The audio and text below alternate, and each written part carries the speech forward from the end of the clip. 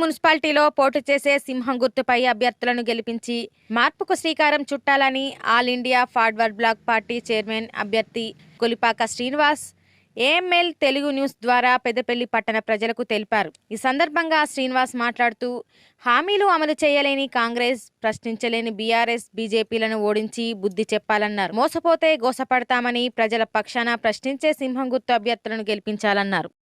పెద్దపల్లి పట్టణ ప్రజలందరికీ కూడా నా హృదయపూర్వక నమస్కారాలు. రేపు 11వ తారీఖు నాడు జరగబో మున్సిపల్ ఎన్నికల్లో మరి పెద్దపల్లి ప్రజలంతా విజ్ఞతతోటి ఆలోచించి వాళ్ళు ఏదైతే సరి అయిన నిర్ణయం తీసుకుంటారో మరి అంతా కూడా మన all India forward black party తరఫున బరిలో నిలిచినటువంటి దాదాపు 36 వార్డులకు గాను 24 వార్డులలో మా ఫార్వర్డ్ బ్లాక్ పార్టీ అభ్యర్థులు నిల్చున్నారు. వారికి అందరికీ కూడా సింహం గుర్తు కేటాయించడం జరిగింది. మరి పెద్దపల్లి ప్రజలంతా కూడా మంచి మనసుతోటి ఆలోచించి ఈ 24 మంది అభ్యర్థులు గెలిపించాల్సిందిగా పెద్దపల్లి ప్రజలందరినీ కూడా నేను రిక్వెస్ట్ చేయడం జరుగుతూ ఉంది. అలాగే రాబో రోజుల్లో పెద్దపల్లిలో ఖచ్చితంగా మార్పు దిశగా ప్రజలంతా ఆలోచన చేయాలి. ఎందుకంటే పెద్దపల్లిలో కాంగ్రెస్ పార్టీ మరియు బీఆర్ఎస్ పార్టీ మరియు బీజేపీ పార్టీ 3 కూడా కుమ్మక్కై ఇక్కడ నాకింత నీకింత అనే వాటాల పంపకాల ద్వారా రాజకీయాలు చేస్తూ ఉన్నారు. దానికి నిదర్శనం సుల్తానాబాద్లో మున్సిపాలిటీ చైర్మన్ సంవత్సర కాలం ఉండగా అవిశ్వాస తీర్మానం పెట్టి గతంలో ఉన్న టీఆర్ఎస్ క్యాండిడేట్ని దించడం జరిగింది.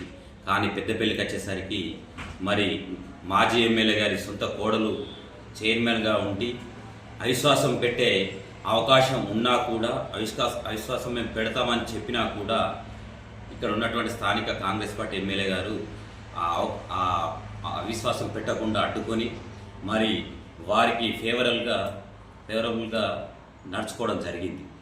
అంతేకాకుండా మరి మాజీ ఎమ్మెల్యే గారికి సంబంధించినటువంటి విద్యా సంస్థలన్నిటినీ కూడా అధిక ఫీజులు వసూలు చేయడానికి ఈయన సహకరిస్తూ ఉన్నాడు.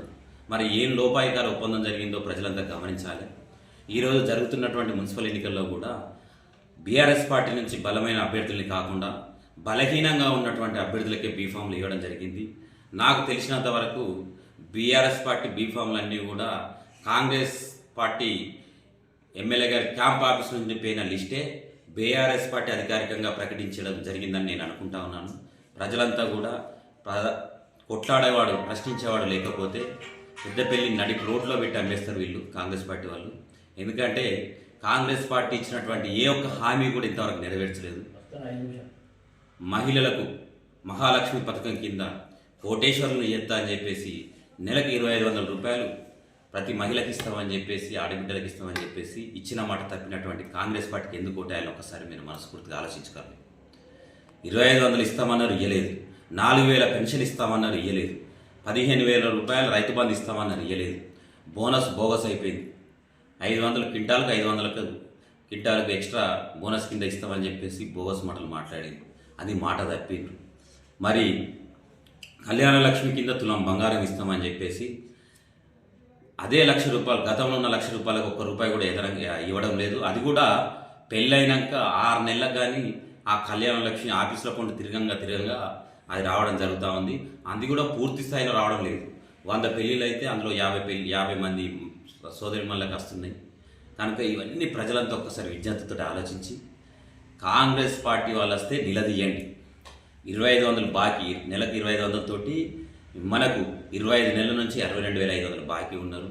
25 నెలల నుంచి పెన్షన్ 4,000 రూపాయలు ఇచ్చే పెన్షన్ 2,000 ఇస్తున్నారు. అందులో 2,000 రూపాయలతోటి 25 నెలలకు 50,000 రూపాయల పెన్షన్ బాకీ ఉన్నారు వాళ్ళు. ఈ 62,500 రూపాయలు 50,000 రూపాయలు ఇచ్చినాకనే ఓట్లు అడగాలని చెప్పేసి కాంగ్రెస్ పార్టీ నాయకులు నిలదీయండి.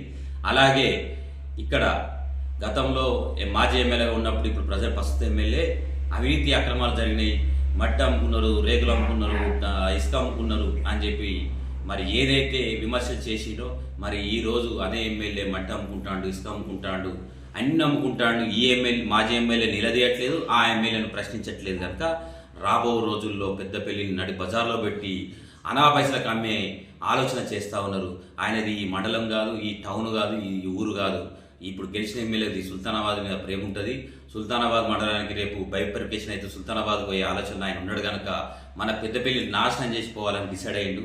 ప్రజలారా మీరు గమనించండి, వ్యాపారాలు పడిపోయినాయి, రియల్ ఎస్టేట్ పడిపోయింది, స్కూళ్ళను కొత్త స్కూళ్ళను రాణిస్తలేడు కనుక ఇదంతా ఒక కుమ్మక్కు రాజకీయం నడుస్తుంది. మేము ఎట్టి పరిస్థితుల్లో దీన్ని ప్రజలందరికీ ఈ విషయాలు చేరవేయాలని మా తపన. ఖచ్చితంగా సింహం గుర్తు అభ్యర్థులందరినీ ఎక్కడున్నా కూడా సింహం గుర్తు అభ్యర్థులందరినీ గెలిపించవలసిందిగా శిరస్సు వంచి పెద్దపల్లి పట్టణ ప్రజలకు నమస్కారాలు తెలియజేసుకుంటూ సింహం గుర్తుకే ఓటేయాలని చెప్పి శిరస్సు వంచి కోరుకోవడం జరుగుతూ ఉన్నది.